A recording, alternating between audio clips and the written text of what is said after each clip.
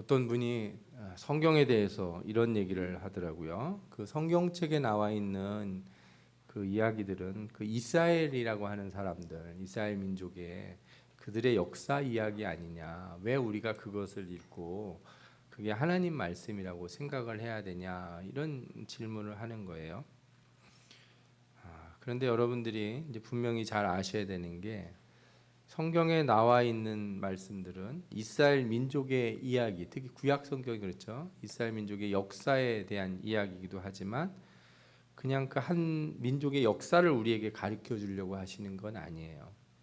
이스라엘 민족이 어떻게 생겨나고 그 민족의 왕이 누군지 마치 우리나라 조선시대 왕들의 이름을 외워야 하듯이 그 나라 민족의 왕들을 외워야 되거나 이런 이유 때문에 우리가 그 나라 역사를 배운다 이렇게 생각하시면 안 돼요. 성경은 이스라엘이라고 하는 민족의 역사를 통해서 하나님이 그의 백성을 선택하시고 구원하시고 또 종말의 구원의 완성 이후에 심판을 하실 하나님의 계획과 섭리를 보여준다는 것을 온전히 믿어야 될 줄 믿습니다. 아멘.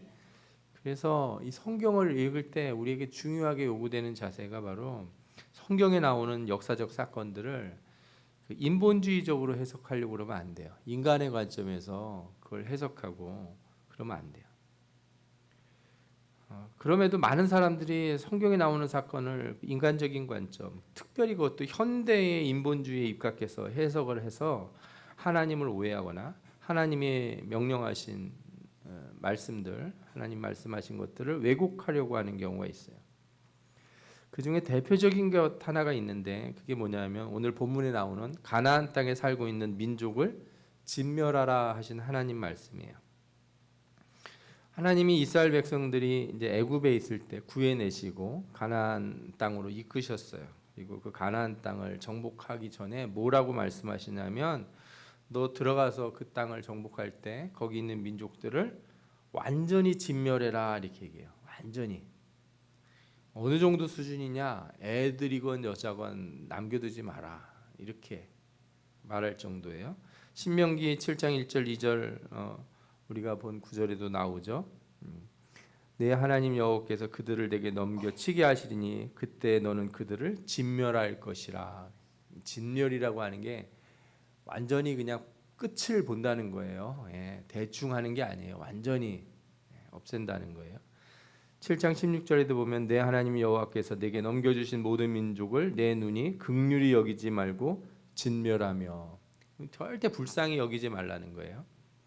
또 17절에도 뭐라고 나오냐면 20장 17절 곧 헷 족속과 아모리 족속과 가나안 족속과 브리스 족속과 히위 족속과 여부스 족속을 내가 진멸하되 네 하나님 여호와께서 내게 명령하신 대로 하라.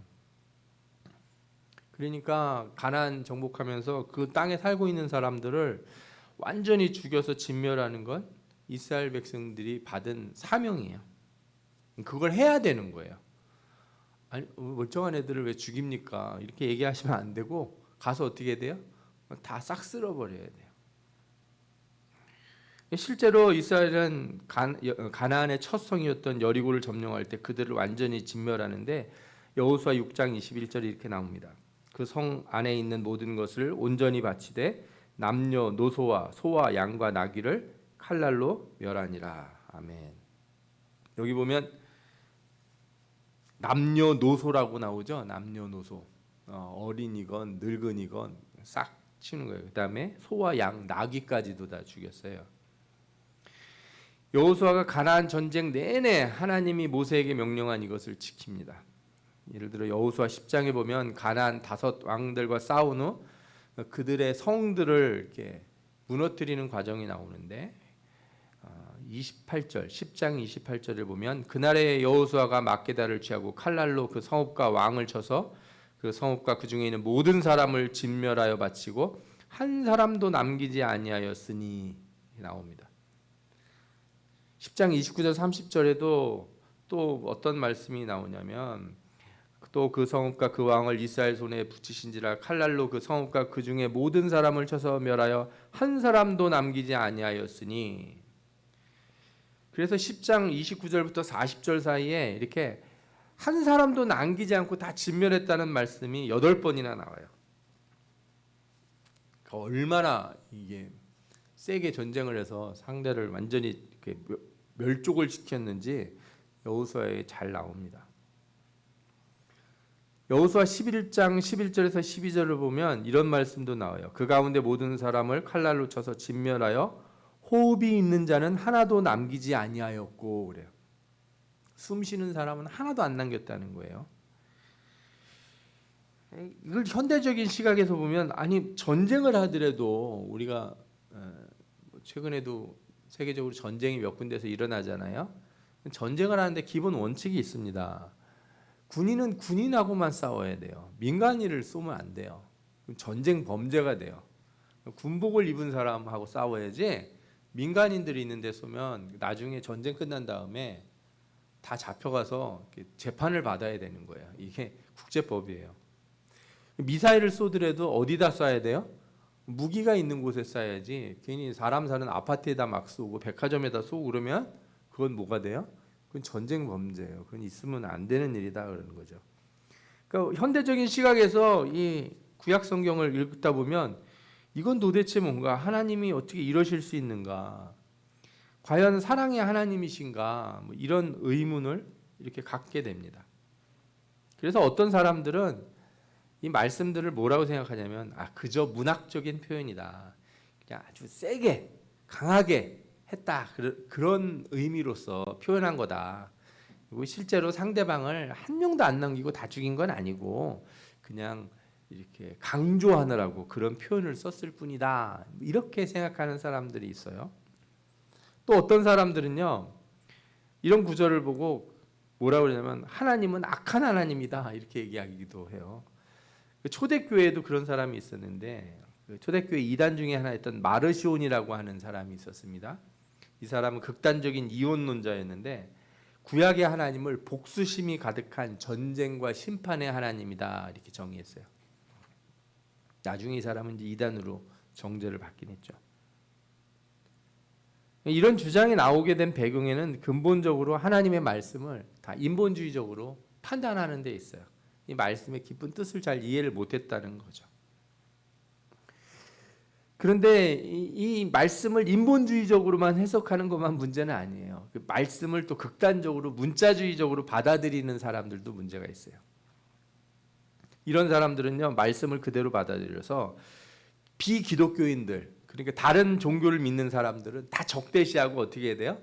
다 무너뜨려야 된다는 거예요. 그래서 다른 종교 시설들 뭐 예를 들자면 사찰이나 이런 데 가가지고 막 이렇게 성경책 품고 들어가서 이렇게 사찰 어디다가 이렇게 숨겨놓고 막 기도를 하고 왔다는 거예요. 절 무너지라고. 그러면 안 돼요, 여러분.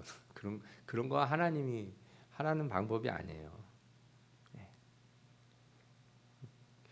예수 믿는 사람들이 40일 금식 기도하고 어떤 절에 가서 이렇게 여리고성 돌듯이 막 돌아서 여기 무너뜨려야 된다고 막 이러는 것도 그게 과연 옳은 것인가 한번 되돌아볼 필요가 있어요. 실제로 종교개혁 시대 스위스 종교개혁자 하인리히 블링거라고 하는 사람은 우상 숭배자들에 대해 전쟁을 해야 된다고 해석을 했어요. 그래서 이렇게 안 믿는 민족들 이렇게 칼로다가 총으로 쏴서 죽이고 이렇게 싸워서라도 그죠? 굴복시켜야 된다. 이걸 당연하게 생각했다는 거예요. 또 윌리엄 고그라는 사람은요. 진멸해야 될 대상으로 교황주의자들을 규정했어요. 그래서 종교개혁 시대 끝나고 나서 캐톨릭하고 엄청 전쟁 많이 했습니다. 예. 프랑스 같은 데서는 뭐 서로 화해한다고 했다가 결혼식으로 이제 서로 화해하기로 했다가 저녁에 대학살이 일어나기도 했어요. 뿐만 아니라 미국 개척 당시 아메리카 인디언들을 학살하는 일에 정당성을 가나안 정복 전쟁에서 가져오기도 했습니다. 그래서 아메리카 인디언은 가나안 7족속이 되고 청교도들은 뭐가 돼요? 이스라엘 민족이 돼서 이 땅에 있는 모든 민족을 다 쓸어버리라고 그래서 인디언들을 죽이는데 어떤 죄책감도 안 느꼈어요. 사람 머리 가죽을 베꼈다고 하잖아요. 얼마나 잔인했는지 몰라요. 성경을 인본주의적으로 해석하는 것도 문제고 무분별하게 문자적으로 해석해서 그런 일을 행하는 것도 다 하나님의 말씀의 본뜻을 훼손하는 것이다, 이렇게 말씀드릴 수가 있어요. 그렇다면 오늘 성경에 나오는 하나님이 가나안 민족을 진멸하라, 불쌍히 여기지 마라, 이렇게 하신 말씀에는 무슨 뜻이 있을까요? 그건 정당한 것인가? 먼저 이 말씀이 가진 영적인 의미를 우리가 이해해 볼 필요가 있습니다. 우리가 성경을 읽을 때 항상 어떤 말씀들이, 어떤 의미들이 내포되어 있냐면 우리를 죄에서 건지시고 구원해 주시는 하나님의 그 약속이 들어 있어요. 아멘. 성경에 있는 모든 곳곳에는 하나님이 죄악 가운데서 우리를 건져 주시고 우리를 구원해 주시는 놀라우신 은혜가 숨어져 있다는 거예요. 그러니까 애굽에서 나와서 가나안을 정복하는 과정이 뭐예요? 하나님 백성이 구원을 받는 과정이에요. 그래서 애굽에서 나오는 건 죄에서 나오는 것이고 시내사에서 율법을 받는 것, 그렇죠? 이것은 우리가 하나님의 말씀 복음을 듣고 또 우리가 성령을 받는 과정이라고 말할 수 있고, 가나안 정복 전쟁은 뭐냐면 우리가 그렇게 구원받은 사람으로서 하나님의 말씀을 들고 세상에서 살아가야 되는 그 길을 얘기해 주는 거예요. 그러니까 하나님은 예수 그리스도의 피로 그의 백성을 애굽이라는 죄악에서 건져 주시고 시내산에서 율법을 주시듯 그의 백성에게 그리스도의 복음을 주시고 새 언약을 맺으셨으며 광야에서 이스라엘 백성이 40년을 보내듯 그를 교회에서 훈련시키시고 가나안이라고 하는 세상에서 하나님의 백성으로 살아가라, 하나님의 나라를 세워라, 이렇게 명령하신 거예요. 그런데 하나님이 세상에서 하나님의 나라를 세워가야 되는 이 사명을 받은 사람들이 세상과 타협을 하거나 세상의 악한 것을 남겨두는 것을 하나님이 원하지 아니하신다는 거예요. 가서 세상 사람들을 다 때려서 죽이라, 이런 뜻이 아니라 우리가 세상에 살면서 우리 마음 가운데 세상의 것이 들어올 때 어떻게 하지 말라는 거예요? 절대로 타협하지 말아라. 세상에서 오는 그 유혹들을 절대 가볍게 여기지 말고 완전히 끊어내라는 거예요. 내가 예수 믿고 구원을 받았는데 먹고 살라고 세상에서 살다 보니 이 정도는 좀 해야 되지 않나, 이런 정도는 좀 편법을 쓸 수도 있지 않은가, 남들도 다 하는데 사업하는데 이 정도는 해야 되지 않은가, 남들도 세금 안 내려고 이런 짓 저런 짓 하는데 뭐 내가 뭐라고 그것도 안 하고 그렇게 잘난 척하고 사나, 혹은 살다 보니 저 사람들하고 같이 뭐 골프도 치러 가고 밥도 먹고 밥 먹은 다음에 술도 한잔하고 뭐 이렇게 되는 게 정상 아닌가, 내가 그렇다고 뭐 예수를 팔아먹었어, 내가 교회를 안 나가, 11조를 안 드려, 이렇게 생각하지 말라는 거예요. 절대로 어떤 것도 여지를 두지 말라 이거예요. 일곱 족속을 완전히 진멸하라는 뜻이 그거예요. 가서 세상에 있는 사람들 다 때려잡으라는 얘기가 아니라 내 안에 들어오는 세상의 죄악을 어떻게 하라고요? 절대로 남겨두지 마라. 내가 구원받았는데 옛날 죄악의 습관들을 내 몸 안에서 어떻게 돼요? 내 마음 속에서 완전히 제거해내라. 이 말씀이 가지고 있는 영적 의미가 그거예요. 만약에 그렇게 안 하고 놔두면 어떻게 되냐? 죄의 유혹들이 자라서 독버섯이 되고 언젠가는 우리 신앙이 훼손되고 그래서 다시 우리가 징계를 받을 수 있다는 거예요. 그래서 오늘 말씀을 잘 읽어보십시오. 내 하나님 여호와께서 그들을 내게 넘겨 치게 하시리니, 이게 무슨 얘기냐면 네가 구원을 받았으면 과거에 너의 죄악된 모습들을 너가 다 제거할 수 있다는 뜻이에요. 죄의 유혹을 이겨낼 수 있다. 이게 하나님 하신 말씀이에요. 그때 너는 그들을 진멸할 것이라. 성령이 힘을 주셔서, 성령이 내게 은혜를 베풀어 주셔서 기도하고 막 눈물 흘리고 회개가 나왔을 때 그때 하나님이 힘을 주시거든요. 그때 어떻게 하라고요? 내 안에 있는 나쁜 것들을 완전히 끊어내라는 거예요. 성령이 힘을 주실 때 몰아내라고. 남겨두지 말라는 거예요. 절대로. 그들과 어떤 언약도 하지 말고 그들을 불쌍히 여기지도 말 것이며 그들과 혼인하지도 말지니 내 딸을 그들의 아들에게 주지도 말 것이요 그들의 딸도 내 며느리도 삼지 말 것은 그가 내 아들을 유혹하여 그가 여호와를 떠나고 다른 신들을 섬기게 함으로 여호와께서 너에게 진노하사 갑자기 너희를 멸하실 것임이라. 너희가 자꾸 여지를 주면 너희들 마음이 다시 타락해져서 그 유혹에 넘어가서 믿음이 흔들리고 신앙이 흔들리고 교회 안 나오고 기도 안 하는 거 가볍게 여기고 그렇게 되면 나중에 어떻게 된다는 거예요? 하나님이 널 치신다는 거예요. 우리를 치시겠다는 거예요. 성령을 부어주셔서 다 이기게 하셨는데도 내가 그렇게 살았으니까. 여러분, 성령이 오셔서 나로 하여금 세상의 것을 끊게 하는데 계속 붙들고 있으면 다른 방법이 없어요. 성령을 주셔서 끊게 하셨는데 내가 그걸 거부하면 모르다가 내가 이기겠어요. 성령은 하나님이신데 하나님이 오셔서 나로 하여금 이기게 하시는데 내가 거부하면 내가 무슨 방법으로 세상의 죄악을 끊을 수 있겠습니까? 우리가 완전히 진멸해야 됩니다. 죄의 여악을, 세상을 사랑하는 마음을 그죠? 완전히 덜어내고 끊어내야 돼요. 그렇다고 뭐 세상 사람들 절대 만나지도 말고 그죠? 나 아무도 모르는 섬에 가서 살라 이런 얘기가 아니에요. 나를 끊어내기 위해서 사람들 앞에 온전히 서서 나 예수 믿어. 나 그렇게 안 할 거야. 나 옛날처럼 살지 않아. 정확하게 얘기하고 변화된 사람의 모습을 드러내라는 것. 이것이 오늘 성경 말씀의 영적인 의미인 줄 믿습니다. 아멘. 우리가 이런 영적인 의미를 알았다면 그럼 역사적인 의미도 있지 않는가 생각해 볼 필요가 있어요. 무슨 얘기냐면 정말 이스라엘 백성들은 가나안 민족을 정말 다 죽였나? 한 사람도 안 빼놓고 애들까지 다 죽였을까? 이런 질문을 해보게 되는 거예요. 만약에 아니라면 그러면 이거 성경 말씀은 그냥 이야기인가? 허구적인 것인가? 역사적 사실이 아닌가? 이렇게 생각해 볼 수도 있잖아요. 그런데 실제로 하나님은 이스라엘 백성에게 가나안 민족을 진멸하라고 말씀하셨어요. 그리고 이스라엘 백성도 실제로 그렇게 그 일들을 행했어요. 왜 그렇게 할 수밖에 없는가? 그거는 가나안 민족의 죄가 너무 가득 차서 하나님의 심판의 때가 이르렀기 때문에 그래요.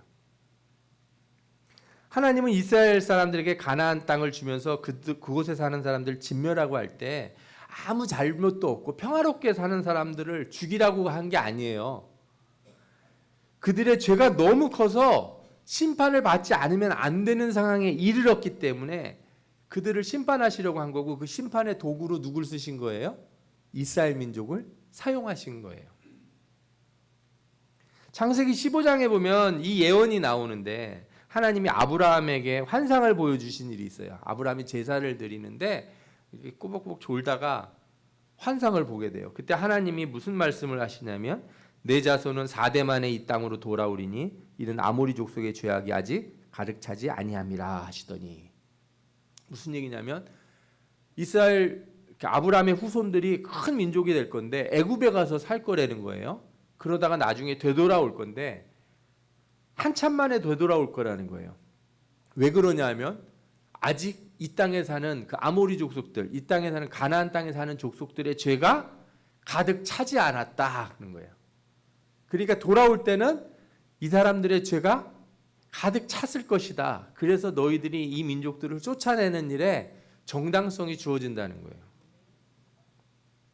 그러니까 하나님이 가나안 백성들을 그냥 미워해서 일방적으로 쫓아내신 게 아니고 그들의 죄가 가득했기 때문에 심판을 하신 것뿐이에요. 신명기 9장에 이거를 더 정확히 말씀하는데 신명기 9장 4절에서 5절을 보시면 이런 말씀이 나옵니다. 내 하나님 여호와께서 그들을 내 앞에서 쫓아내신 후에 내가 심중에 이르기를 내 공의로움으로 말미암아 여호와께서 나를 이 땅으로 인도하여 들여서 그것을 차지하게 하셨다 하지 말라. 그러니까 가나안 땅 점령한 다음에 뭐라고 하지 말라고요? 내가 공의로워서 하나님이 나한테 은혜를 줘서 이 땅을 차지하게 했다. 이런 소리 하지 말라는 거예요. 이 민족들의 악함으로 말미암아 여호와께서 그들을 내 앞에서 쫓아내심이라. 가나안 민족들을 치게 하신 거는 이 민족이 악해서 그런 거지 니들이 잘해서 그런 게 아니다 이거예요. 내가 가서 그 땅을 차지함은 내 공의로 말미암음도 아니며 내 마음이 정직함으로 말미암음도 아니요 이 민족들이 악함으로 말미암아 내 하나님 여호와께서 그들을 내 앞에서 쫓아내심이라. 아멘. 가나안 민족들이 죄로다가 자신들의 죄로 진멸을 당한 거예요. 하나님의 심판은 정당하시고 가나안 민족들은 자기 죄로 인해서 멸망당한 거다. 이스라엘 백성들은 그 하나님의 말씀에 순종한 도구가 된 것이다. 아멘. 여기서 우리가 중요한 건 알 수 있어요. 자, 그러면 하나님은 어떤 민족이 죄를 범할 때 그렇게 공의로우시고 정의로우신 분으로 심판을 하신다면 이스라엘 백성들이 그러면 하나님은 어떻게 하실까요? 이스라엘 민족도 진멸하실까요? 그렇게 하신다는 거예요. 이스라엘 민족도 죄가 가득 차면요, 하나님이 심판하실 때 진노를 불같이 내려 진멸하세요. 우리가 알다시피 나중에 이스라엘 백성들이 가나안 땅을 점령한 뒤에 시간이 한참 지나가자 우상 숭배를 하고 시작하고 죄를 범하기 시작해요. 그러니까 그때마다 하나님이 주변 민족들을 불러다가 이스라엘을 치게 합니다. 미디안이라고 하는 민족이 와서 치고, 옆에 모압이나 그죠? 아몬 자손들이 와서 괴롭히기도 하고, 그러다가 나중에는 이제 누가 와서 그 괴롭히게 되냐? 아수르, 바벨론이 와서 건드려요. 그러다가 이스라엘 민족이 아수르하고 바벨론한테 완전히 멸망을 당합니다. 그 멸망당할, 나라가 망할 때 얼마나 하나님이 진노하셨냐면 예레미야가 이 일에 대해서 이렇게 기록을 했어요. 여호와여 보시옵소서, 주께서 누구에게 이같이 행하셨는지요. 여인들이 어찌 자기 열매 곧 그들이 낳은 아이들을 먹으며, 엄마가 애들을 먹었다는 거예요. 가뭄과 이 괴로움 때문에, 그죠? 먹을 게 없으니까. 제사장들과 선지자들이 어찌 주의 성소에서 죽임을 당하오리까. 늙은이와 젊은이가 다 길바닥에 엎드러졌사오며 내 처녀들과 내 청년들이 칼에 쓰러졌나이다. 주께서 주의 진노의 날에 죽이시되 긍휼히 여기지 아니하시고 도륙하셨나이다.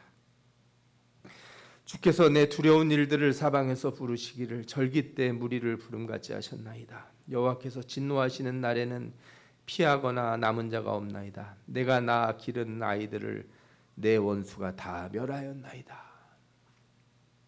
이스라엘 백성도 하나님이 심판하실 때 긍휼히 여기지 아니하시고 진멸하셨다는 거예요.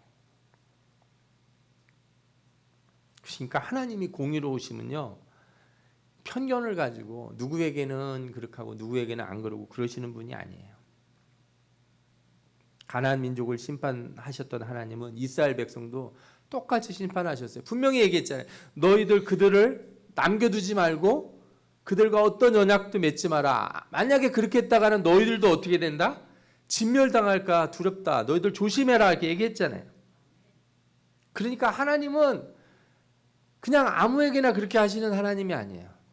죄악을 범하시고 심판받을 자들에게 심판하시는 하나님인 줄 믿습니다. 이제 그러면 한 가지를 더 살펴봐야 될 것 같아요. 우리 이렇게 질문해 보죠. 하나님은 택한 자이든 아니든 모두에게 공평하시고 공의로우시군요. 하나님은 이렇게 심판과 공의로우심이 이렇게 잔인합니까? 애들까지 싹 죽이고, 그렇죠? 아주 싹을 없애는 것이 그게 하나님의 공의입니까? 이렇게 물을 수 있어요. 여러분, 가나안 민족이 이렇게 죄를 많이 져서 죽게 되는데 하나님이 정말 가나안 민족 한 사람도, 어린아이 한 명까지 다 없애서 아무도 남지 않았을까요? 그런데 말씀을 보면 그렇지가 않아요. 그 땅에 있는 여러 부족들이 여리고성처럼 완전히 진멸당하기도 했지만 때로는 어떤 부족은 진멸당하지 않고 멀쩡히 살아남았어요. 오히려 축복의 백성이 됐어요. 누가 그러냐? 대표적으로 기브온 사람들이 그래요. 기브온 사람들은 가나안 민족인데 이스라엘 민족이 쳐들어오고 가나안 민족들을 진멸한다고 할 때 이 사람들은 바싹 엎드려서 가서 우리를 종으로 삼아 주십시오 이렇게 말했어요. 그러므로 우리 장로들과 우리 나라의 모든 주민이 우리에게 말하여 이르되 너희는 여행할 양식을 손에 가지고 와서 그들을 만나서 그들에게 이르기를 우리는 당신들의 종이니 이제 우리와 조약을 맺읍시다 하라 하였나이다. 사실은 기브온 족속이 속였어요. 자기네들은 가나안 족속이 아니고 저 먼 땅에 사는 사람들인데 이스라엘 사람들하고 친하게 지내고 싶다. 우리가 당신네 종이 되고 싶다. 그러고 와서 엎드렸다는 거예요. 그 여호수아가 여기에 속아가지고 약속을 해줘요. 너희들 안 죽이겠다고. 하나님이 이거 알고 계셨을까요? 모르고 계셨을까요? 기브온 민족이 속이는 거 알았을까요? 몰랐을까요? 하나님이 아셨어요. 아셨는데 기브온 족속이 와서 그렇게 할 때 하나님이 그들을 살리도록 하셨어요. 그래서 실제로 여호수아가 그들을 살려주고 오히려 다른 가나안 민족들이 기브온 족속을 공격하려고 할 때 이스라엘 백성들이 기브온 족속을 대신해서 싸워요. 기브온 민족이 살아나요. 족속이 살아나요. 그리고 그 기브온 족속들이 뭐가 되냐? 성막에서 물 깃고 나무 패고 하는 사람들이 돼요. 성막에서 일하는 사람들이 됩니다. 여호수아 9장 26절에서 27절에 나오는데 여호수아가 곧 그대로 그들에게 행하여 그들을 이스라엘 자손의 손에서 건져내어 죽이지 못하게 하니라. 그날에 여호수아가 그들을 여호와께서 택하신 곳에서 회중을 위하여 여호와의 제단을 위하여 나무를 패며 물을 깃는 자들로 삼았더니 오늘까지 이르니라. 아멘. 구약 성경에 보면 느비듬 사람이라고 나오잖아요. 이 사람들이 다 기브온 사람들이에요. 그러니까 하나님은 진노하셔서 진멸하실 때도 하나님 앞에 바싹 엎드리는 사람들을 다 어떻게 해요? 긍휼을 베푸세요. 하나님은 잔인한 하나님이 아니에요. 하나님은 죽이는 걸 좋아하지 않으세요. 기회가 된다면 진멸하시려고 하다가도 조금이라도 회개하는 태도를 보이면 하나님이 어떻게 해요? 어떻게 해서든지 착한 구석을 찾아내려고 애쓰시는 분이 하나님이라는 거예요. 이스라엘 왕 중에 제일 악한 왕이 누굽니까? 아합 왕이잖아요. 아합 왕이 그렇게 나쁜 짓을 하다가 하나님이 너 완전히 니네 가문을 완전히 그냥 박살을 내고 너희들이 개들의 밥이 되게 하겠다 이런 식으로 하나님이 진노의 말씀하셨는데 아합이 그 얘기를 듣더니 풀이 죽어가지고 옷을 갖다가 낡은 걸 입고 하나님 내가 어떻게 하면 좋겠습니까 하고 다니니까 하나님이 어떻게 해요? 엘리야를 불러서 너 봤냐? 아합이 내 앞에서 겸비한 것을 겸손하게 행하는 것을 보았냐? 내가 그때 너를 이 아합을 멸하지 않겠다 그런 거예요. 아합의 때 이 가문을 멸하지 않겠다. 아니 이게 뭐 말이나 됩니까? 우리가 이렇게 생각할 수 있어요. 그 악한 왕이 그 잠깐 악어의 눈물처럼 잠깐 회개하는 그 모습을 보시고 하나님이 어떻게 그걸 살려두십니까? 여러분 하나님은요 어떻게 해서든지 착한 구석을 찾아내시려고 애를 쓰세요. 아무리 나쁜 악한 인간이라도 어디 하나 착한 일한 게 없는지 뒤져보신다는 거예요. 선한 일한 게 없는지 저가 마음에 곤고함으로 간절함으로 하나님을 부른 적이 있는지 찾아보신다는 거예요.